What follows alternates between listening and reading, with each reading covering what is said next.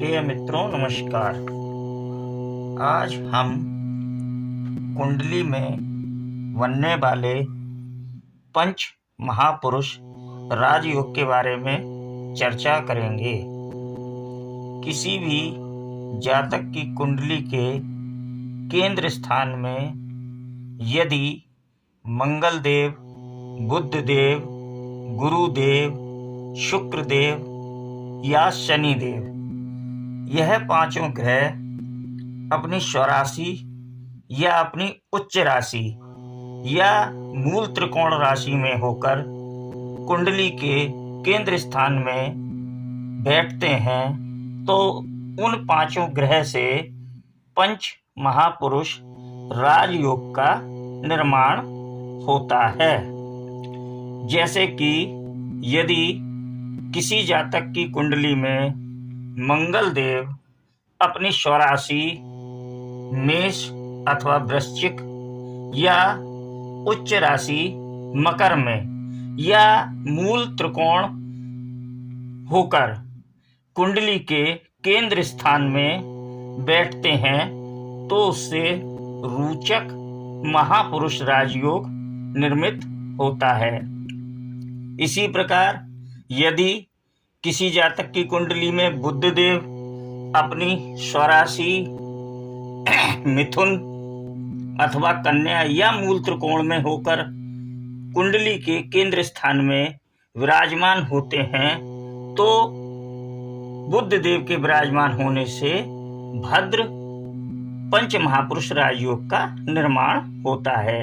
इसी प्रकार गुरुदेव के बैठने से हंस पंच महापुरुष योग, शुक्र देव के बैठने से मालव्य पंच महापुरुष योग और शनि देव के केंद्र स्थान में अपनी राशि स्वराशि या उच्च की राशि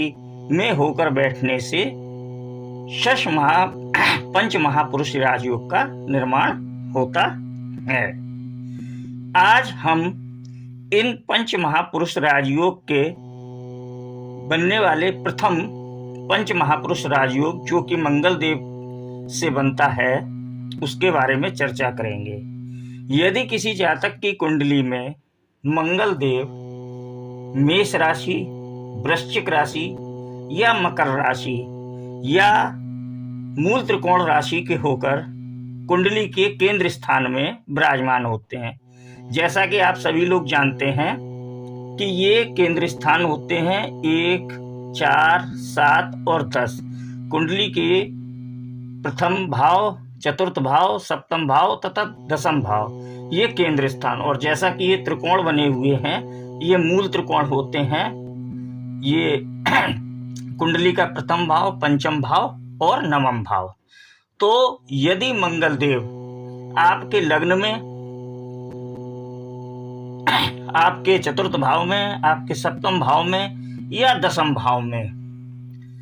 मेष राशि में अथवा वृश्चिक राशि में अथवा मकर राशि में या मूल त्रिकोण यानी कि लग्न का स्वामी होकर, पंचम का स्वामी होकर या नवम भाव का स्वामी होकर कुंडली के केंद्र स्थान में बैठते हैं तो रोचक पंच महापुरुष राजयोग का निर्माण होता है। अब इस पंच महापुरुष राजयोग के निर्माण से क्या होता है? यदि किसी व्यक्ति की कुंडली में रोचक पंच महापुरुष राजयोग उपस्थित है तो उसमें क्या विशेषताएं होंगी? तो सबसे पहले वह व्यक्ति, उसका जो शरीर होगा वह बड़ा ही रौबीला होगा, उसका स्वभाव निर्भीक होगा, बड़े चेहरे वाला होगा,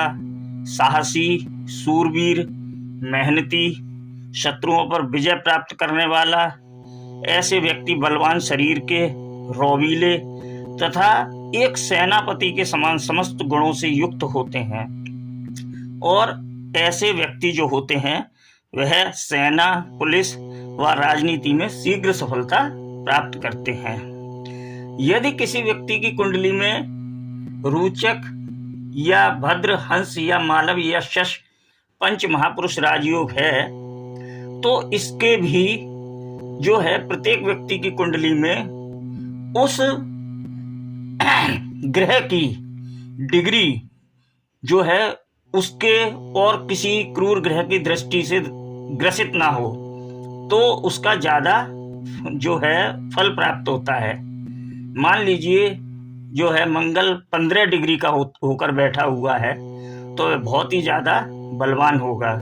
जैसे कि एक व्यक्ति का जन्म होता है, वह बाल्य अवस्था से मृत अवस्था तक जाता है, ऐसे ही ग्रहों की डिग्रियां होती हैं। तो यदि किसी की जातक की कुंडली में पंच महापुरुष राजयोग का किसी ग्रह से जो है निर्माण हो रहा है तो उसके अच्छे फल प्राप्त करने के लिए यह भी सुनिश्चित किया जाए उस ग्रह में जो है डिग्री से कितना बलवान है, किसी अशुभ या क्रूर ग्रह की दृष्टि तो नहीं पड़ रही है, और यदि ऐसा कुछ कुंडली में अशुभ प्रभाव नहीं है और पंच महापुरुष राजयोग का निर्माण है तो यह निश्चित है कि उस ग्रह से मिलने वाले समस्त लाभ जातक के जीवन में समय समय पर प्राप्त होते रहेंगे और वह शीघ्र ही अति सफलता को प्राप्त करता है। अगली वीडियो में हम अगले पंच महापुरुष राजयोग जो कि बुध देव से निर्मित होता है, जिसका नाम है भद्र पंच महापुरुष राजयोग, उसके बारे में चर्चा करेंगे। तब तक के लिए नमस्कार, अपना विशेष ध्यान रखिए।